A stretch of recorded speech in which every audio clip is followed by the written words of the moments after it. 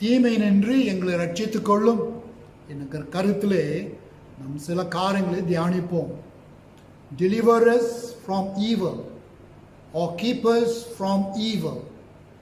ஆபத்திலிருந்து, அபாயத்திலிருந்து, பாவத்திலிருந்து, தீமையிலிருந்து, பொல்லாப்பிலிருந்து எங்களை விலக்கியருளும், எங்களை காத்துக்கொள்ளும், ரட்சித்தருளும் என்பதற்கு இந்த வசனத்தின் அடையாளம் அல்லது அர்த்தம். How can we be delivered from evil? How can we be delivered from harm and danger around us? The word deliver in this passage has a rendering of snatching away. You know, if you read in the papers, these chain snatchers, they come around and they snatch the chain and run away. So just like that, the term deliver here is to snatch away from evil or harm. அப்படியே இழுத்து செல்கிறது என்பதற்கு அர்த்தம். அதாவது தீமையிலிருந்து, பொல்லாப்பிலிருந்து, பாவத்திலிருந்து என்னை இழுத்தருளும் என்பதற்கு அர்த்தம் என்பது snatches from evil. இந்த கோவிட்-19 இப்போ நடந்து கொண்டிருக்கிற இந்த கிருமி காலத்தில் கோவிட்-19 இதை குறித்து இந்த கோவிட்-19 நன்மையா அல்லது தீமையா? Is the COVID-19 virus good or harm? Is it good or evil? If you look at from the perspectives of God, God has allowed this evil to happen. God allowed evil to happen in Job's life. இந்த COVID-19 ஒரு தீமையாக ஆண்டவர் அனுமதித்திருக்கிறார். அது நமக்கு கெடுதல் தான், ஆபத்து தான், அது ஒரு தீமை தான். ஆக நிச்சயமாய் தேவன் இந்த தீமையை அனுமதிப்பதிலே அவருக்கு ஒரு நோக்கம், ஒரு நன்மை இருக்கக்கூடும். It's another whole area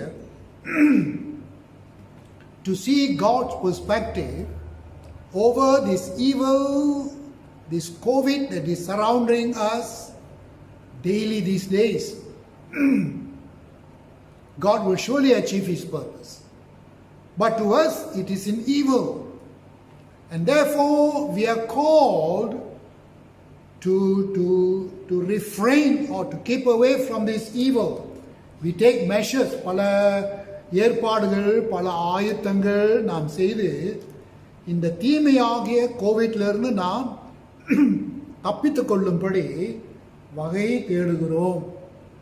இந்த வசனத்தில் பிரியமானவர்களே, எப்படி நாம் தீமையிலிருந்து ஆண்டவர் நம்மை ரட்சித்துக் கொள்ளும்படி, காப்பாற்றிக் கொள்ளும்படி, விடுதலையாக்கும்படி நாம் செயல்படலாம் என்பதை குறித்து சில காரியங்களை நாம் பார்க்கிறோம். To be delivered from evil, constantly pray for deliverance. இது ஒன்றாவது மிக முக்கியமானது. தீமையிலிருந்து நாம் ரட்சித்துக் கொள்ளப்பட வேண்டுமானால், காப்பாற்றப்பட வேண்டுமானால், அதிலிருந்து இழுக்கப்பட வேண்டுமானால் இடை விடாமல் நாம் ஜெபிக்க வேண்டும். கெத்சேமனே தோட்டத்திலே ஆண்டவராகிய இயேசு கிறிஸ்து இந்த யாக்கோபு, யோவான், பேதுருவை அவர் போய் ஜெபித்து வருவதற்கு முன்பதாக அவர்களும் ஜெபிக்கும்படி அவர் சொன்னார். ஊக்கமாக ஜெபியுங்கள், இடைவிடாமல் ஜெபியுங்கள், காத்திருந்து ஜெபியுங்கள், நீங்கள் சோதனைக்குள்ளே விழாதபடிக்கு விழித்திருந்து ஜெபியுங்கள் என்று சொல்கிறார். கருத்தான ஜெபம். Jesus, when he went to pray in the Garden of Gethsemane, we all know that he told Peter, James and John, the disciples who went with him, he instructed them to watch, to keep watch, to alert and pray that they will not fall into temptation. ஆனால் அந்த சீஷர்கள் ஒருவேளை அது late night நேரமாய் விட்டது என்று அவர்கள் களைப்படைந்து தூங்கிவிட்டார்கள். ஜெபிக்கின்ற வேளையிலே, ஜெபிக்க வேண்டுகிற வேளையிலே அவர்கள் தூங்கிவிட்டார்கள் என்று பார்க்கிறோம். Sometimes, like the disciples, when we are called to pray, we are so tempted to be distracted by other distractions like tiredness, like timing factor, priorities, and therefore failure to pray when it is time to pray will weaken our whole spiritual system. ஜெபிக்க வேண்டிய நேரத்தில் நாம் ஜெபிக்காவிட்டால் பிரியமானவர்களே, தேவையான ஜெபம் நாம் ஏறெடுக்காவிட்டால் அந்தந்த நேரத்தில் நம்முடைய ஆவிக்குரிய வாழ்க்கை பலவீனமாய் மாறுகிறது. That is why some of us are weak in our spiritual life. That is why our church is weak in its spiritual growth and maturity. அதனால்தான் நாம் சிலர் நம்முடைய தனிப்பட்ட வாழ்க்கையில், ஆவிக்குரிய வாழ்க்கையிலே பலவீனம் உள்ளவர்களாய், சபையும் கூட பலவீனம் உள்ள ஒரு அங்கமாய் காணப்படுகிறது. So in order to conquer evil, in order to refrain from evil, keep away from evil, the key starter is prayer. Pray for protection from the evil one. Pray for us that we will not fall into besetting sins in our life. ஆக இந்த தீமைக்கு காரணமாயிருக்கிற சாத்தானிடத்திலிருந்து நாம் விடுதலை பெறும்படி இடைவிடாமல் அந்தந்த நேரத்தில் ஜெபம் செய்ய வேண்டும். ஜெபமே ஜெயம் என்று நாம் கேள்விப்படுகிறோம். ஒரு சமயத்தில் இயேசுவானவர் சொல்லுகிறார், இந்த காரியம், இந்த பிசாசு ஓட்டுகிற ஒரு சம்பவத்தில், இந்த காரியம் உபவாசத்தினாலும் ஜெபத்தினாலுமே மாத்திரம் ஒழிய வேற எந்த விதத்திலும் இந்த காரியத்தை, இந்த தீமையை மேற்கொள்ள முடியாது. You remember Jesus once said, I think it was in the context of driving out an evil spirit, and Jesus says this thing, that means this driving out of this evil spirit is only able to be done through fasting and prayer. இரண்டாவது பிரியமானவர்களே, தீமையிலிருந்து நாம் ரட்சித்துக் கொள்ளும்படி முதலாவது நம்முடைய பலவீனத்தை நாம் அறிந்து கொள்ள வேண்டும். In order to be delivered from evil, we must recognize our own weakness and vulnerability to falling into sin. நம்முடைய பலவீனங்கள் எப்படிப்பட்டுள்ளது என்பதை குறித்து நாம் பார்க்க வேண்டும். சொந்த முயற்சி, சொந்த பலத்தினாலே பிரியமானவர்களே தீமை நாம் மேற்கொள்ள முடியாது. We cannot overcome evil. We cannot overcome the power of sin by our own strength. We are weak. You know, the power of evil is very strong. தீமையின் வல்லமை பெரிதாய் இருக்கும். அதை நாம் நம்முடைய சொந்த பலத்தினாலே நாம் மேற்கொள்ள முடியாது. We cannot defeat the pull of sin and the attraction of the world and the power of the devil with our strength. சாத்தானின் பலத்தையும் உலகத்தின் பலத்தையும் காந்தத்தையும் மேலும் இந்த பாவத்தை, தீமையை செய்கின்ற இந்த தூண்டுதலையும் நம்முடைய சொந்த பலத்தினாலே நாம் மேற்கொள்ள முடியாது. We need God's strength. We need God's wisdom. We need God's grace. தேவனுடைய பலன் நமக்கு தேவை. தேவனுடைய கிருபை நமக்கு தேவை. தேவனுடைய எழுப்புதல் நமக்குள்ளே தேவை. பரிசுத்த பவுல் எழுதுகிறார், என்னை பலப்படுத்துகிற கிறிஸ்துவினாலே எல்லாவற்றையும் செய்ய எனக்கு பலன் உண்டு. Paul says, Philippians 4:13, I can do all things in Christ who strengthens me. This all things means it includes the element of evil, the element of sin. And therefore with the power, with the strength and with the grace of Jesus, we are able to defeat or to go against evil. அப்ப நம்ம தெரிந்து கொள்ள வேண்டும், எப்ப நம்ம பலசாலியா இருக்கிறோம் என்று நினைக்கிறோமோ நாம் பலவீனம் உள்ளவர்களாய் காணப்படுகிறோம். When we think we are strong, we are weak. We portray ourselves as weak people. These seemingly strong people surround themselves with those who are not serious about God's strength. பரிசுத்த பவுல் தம்முடைய ஆவிக்குரிய வளர்ச்சியிலே அவர் சொல்லுகிறார், நான் பலவீனம் உள்ள ஒரு மனுஷன். Paul talks about, he actually boasts about his weakness. I am weak here, I am weak there. நான் பலசாலி அல்ல. நீங்க 1 தீமோத்தேயு 1ஆம் அதிகாரம் 15ஆம் வசனம், ரோமர் 7ஆம் அதிகாரம் 18ஆம் வசனத்திலே வாசிப்பீர்களா, அவர் சொல்லுகிறார், இதோ என்னுடைய பலத்தை விட என்னுடைய பலவீனங்கள் தான் எனக்கு அதிகமாக இருக்கிறது.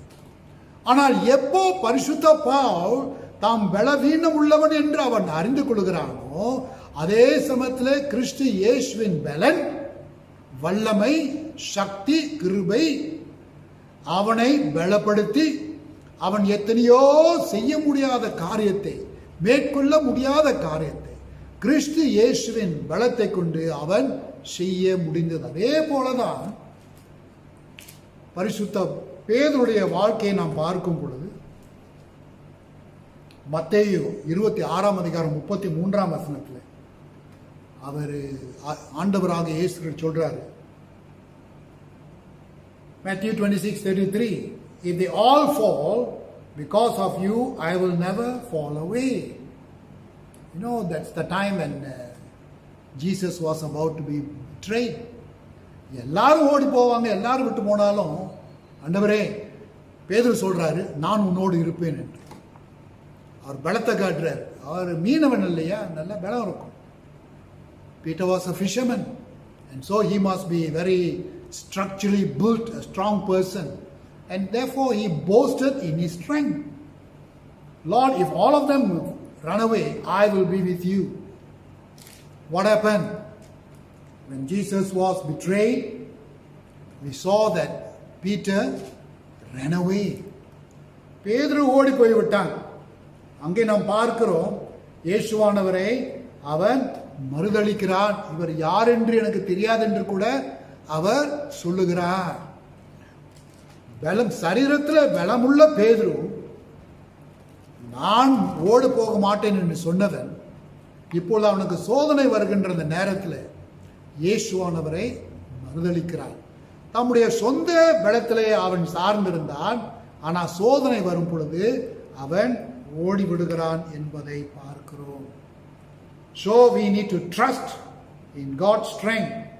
1 Corinthians chapter 10 verse 12.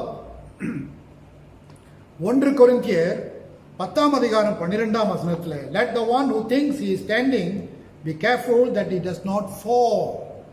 இந்த வசனத்தை பார்க்கணும்னா ஒரு எச்சரிக்கையாக வருகிறது. எவன் துணிந்து நிற்கிறவனோ, பலன் உள்ளவனை நினைக்கிறானோ, அவன் சுலபமாக கீழே விழ முடியும் என்று நாம் பார்க்கிறோம்.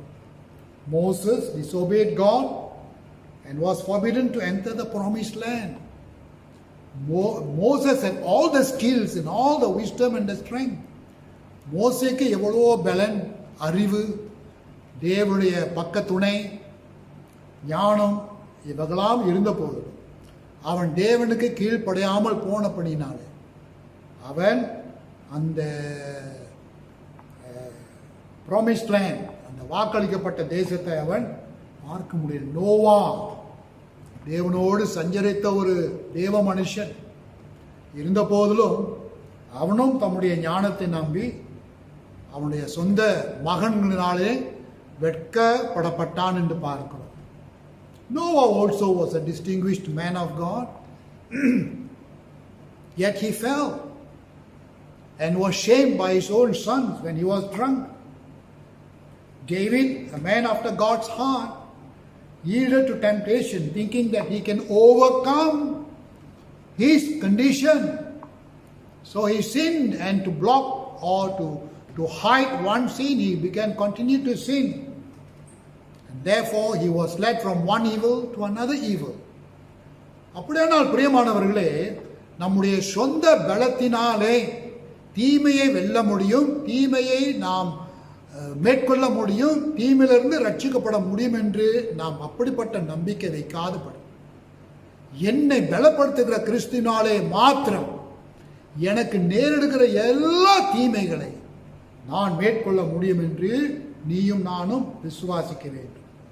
மூன்றாவது, to be delivered from evil, understand that we are not alone.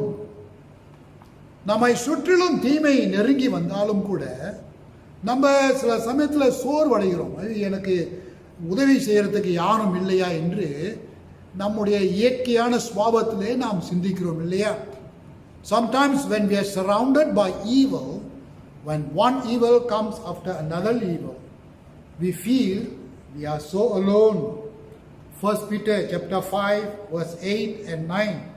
1 பேதுரு 5ஆம் அதிகாரம் 8ஆம் 9ஆம் வசனத்திலே சாத்தான் தனிப்பட்டவர்களையும் குழுவாய் இருக்கிறவர்களையும் அவர் எதிர்க்கிறார் என்று நாம் வாசிக்கிறோம். Satan not only attacks the individual, he also attacks groups of people as well as others. And therefore we need to realize we are not alone in this battle. எசேக்கியா ராஜாவிடத்திலே ஆண்டவர் அவர் ஒரு சமயத்தில் கூறுகிறார், எசேக்கியா தேசத்தை எதிர்த்து எதிரிகள் வரும்போது எசேக்கியா ஆண்டவரை தேடும் பொழுது ஆண்டவர் சொல்லுகிறார், நீ பயப்படாதே, நீ தனிமையாக இல்லை, நீ குறைவாக இல்லை, உன்னை நோக்கி வருகிற இந்த யுத்தம் உன்னுடையதல்ல என்னுடையது என்று சொல்லுகிறார். உம்மை நோக்கி வருகிற இந்த தீமை, இந்த பொல்லாப்பு உன்னுடையதல்ல என்னுடையது என்று கர்த்தர் சொல்லி அவனை உற்சாகப்படுத்துகிறார். We remember in the incident of King Hezekiah when the enemies were trying to attack Jerusalem. Hezekiah sought the Lord and God heard his prayer. God reminded Hezekiah that he was not alone. Don't be in despair. Don't be discouraged. For this battle that is coming against you is not yours but mine. Put it in the words of the Lord's Prayer. It's as if God says, this evil that is coming against you is not yours but mine. That means God is saying, you're not alone, Hezekiah. I will take care of that evil that comes against you. அப்படின்னு ஆண்டவர் சொல்லுகிறார், மகனே மகளே, இந்த தீமை உம்மை நோக்கி வரும்போது நீ தனிமையாக இல்லை, அந்த தீமையை உன்னை நேரிடாதபடிக்கு நான் காத்துக்கொள்வேன் என்று கர்த்தர் சொல்லுகிறார். ஆண்டவரை நாம் தேடுவதை போல பிற பரிசுத்தவான்களுடைய ஆலோசனை, பரிசுத்தவான்களுடைய உதவி, ஒத்தாசை நாம் தேடுவது தவறல்ல. நாம் ஜெபிப்பதை போல நம்மோடு சேர்ந்து ஜெபிப்பதற்கு சில விசுவாசிகளை நாம் தெரிந்து கொள்ளலாம்.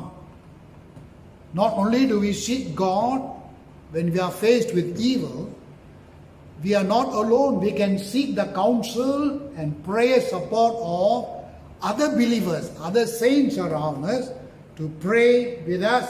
Ephesians 6:18. எபேசியர் 6:18 எல்லா பரிசுத்தவான்களுக்காக ஜெபியுங்கள். யோவான் 17ஆம் அதிகாரம் 15ஆம் அதிகாரத்தில் John 17:15, Jesus prays to the Father to keep the disciples from the evil one. இயேசுவானவர் சீஷர்களுக்காக ஜெபிக்கும் போது, பா இவர்களை தீமை செய்கிறவனிடத்திலிருந்து ரட்சித்துக் கொள்ளும், காத்துக்கொள்ளும், பத்திரமாய் வைத்துக் கொள்ளும் என்று சொல்லுகிறார். அப்படி என்றால் சாத்தான் இவர்களை சேதப்படுத்தாதபடி நீங்கள் காத்துக்கொள்ளுங்கள். Therefore, friends, to be delivered from evil, we need to be supported, and we also support a support group within yourself with you to help you. அப்போ உங்களோடு சேர்ந்து இந்த தீமை நம்மை அணுகாதபடிக்கு ஒரு ஜெப குழு நமக்காக சேர்ந்து மன்றாடுகிற ஒரு குழு நம்மோடு இருப்பது அவசியம். நான்காவது, to be delivered, we must be committed to the word of God. Hallelujah. தீமையிலிருந்து நாம் ரட்சித்துக் கொள்ள வேண்டுமானால் தேவனுடைய வார்த்தைக்கு ஒப்பு கொடுக்க வேண்டும், தேவனுடைய வார்த்தைக்கு கீழ்ப்படிய வேண்டும்.